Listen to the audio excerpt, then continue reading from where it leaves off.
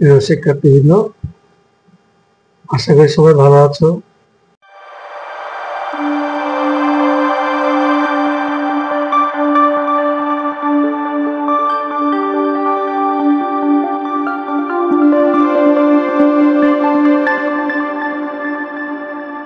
The highschool.com এর পক্ষ থেকে আজ নবম দশম শ্রেণী এবং এসএসসি লেভেলের শিক্ষার্থীদের জন্য গণিতের 17 অধ্যায়ে পরিসংখ্যানের প্রচুরক নির্ণয় আজ আমরা করব। এখানে প্রচুরক নির্ণয় জন্য একটা গণসংখ্যার সারণী দেখো একটা প্রশ্ন দেওয়া আছে। প্রশ্নটি হলো এই: দশম শ্রেণীর 50 জন শিক্ষার্থীর গণিত বিষয়ে প্রাপ্ত নম্বরের গণসংখ্যা নির্বাচন সারণী দেওয়া হলো, প্রচুরক নির্ণয় করো। এবং শ্রেণীব্যক্তি এবং গণসংখ্যা দেওয়া আছে সারণীতে।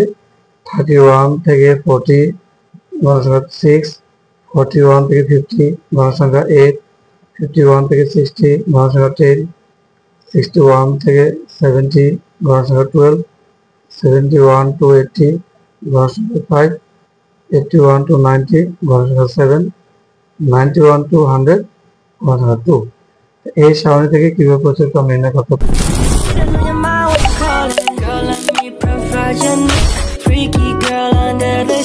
দেখো, তো প্রথমত প্রচুরক নির্ণয় সারণী, প্রশ্নের মধ্যে যে সারণীটা আছে সেই সারণীটা আমরা এখানে লিখবো। লেখার পরে আমরা প্রচুরক শ্রেণী কোনটা সেটা বের করবো। প্রচুরক শ্রেণী বের করার জন্য তোমরা দেখবা এখানে গণসংখ্যার সর্বাধিক সবচেয়ে বড় কে 6, 8, 10, 12, 5, 7, 2 এর মধ্যে সবচেয়ে বড় হচ্ছে 12। তাহলে এখানে গণসংখ্যার সর্বাধিক 12 বার আছে কোন শ্রেণীতে? 61 to 70 এই শ্রেণীতে। তাহলে এটাই প্রচুরক শ্রেণী। প্রচুরক শ্রেণী 61 to 70। এখন আসো আমরা প্রচুরক নির্ণয়ের একটা সূত্র লিখবো। তো প্রচুরকের সূত্র হচ্ছে L plus F1 divided F1 plus F2 into H। এখন এই যে L, F1, F2, H এই প্রতীকগুলো দিয়ে এখান থেকে কি মানগুলো হয় তা এখানে আমরা সাইডে লিখে দেব। এখানে L হচ্ছে প্রচুরক যে শ্রেণী 61 to 70 তার নিম্ন সীমা, নিম্ন সীমাটা হচ্ছে 61।